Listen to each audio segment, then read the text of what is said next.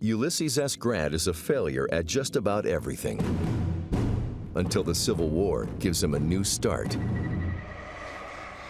Grant graduates from West Point in 1843 and serves in the war against Mexico. But he is forced to resign his commission in disgrace because of heavy drinking. He tries being a farmer, a storekeeper, and running a tannery. He fails at all three. His trajectory towards failure in life was averted only by the onset of the Civil War. And he re-enlisted, got a low-level commission, and then had to fight his way, literally fight his way into recognition. The guy with the very poor-looking resume turned out to be really the most effective commander in the field.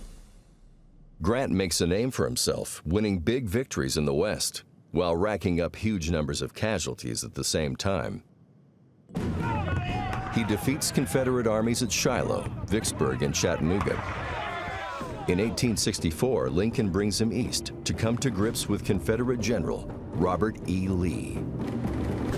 Grant's chief strength, if you want to put it into one word, is that he's relentless. He pursues his enemy. He understands modern war, and the war is not over until you destroy the enemy army.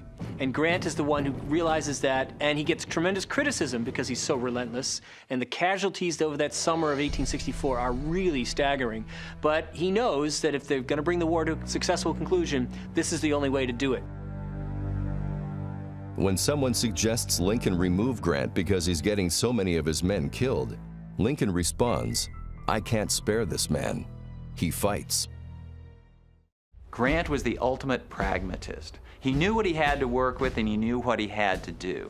He knew he had more resources than Lee, more resources than Confederacy did. He would use all of those resources. He didn't allow himself to be distracted by political issues, by the kind of quarrels that often develop among generals. He kept his eye on the ultimate goal, and he eventually led his army precisely to that goal.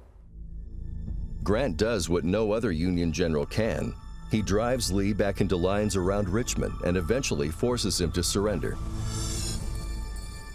The man who has failed at everything proves to be just the person to win the Civil War.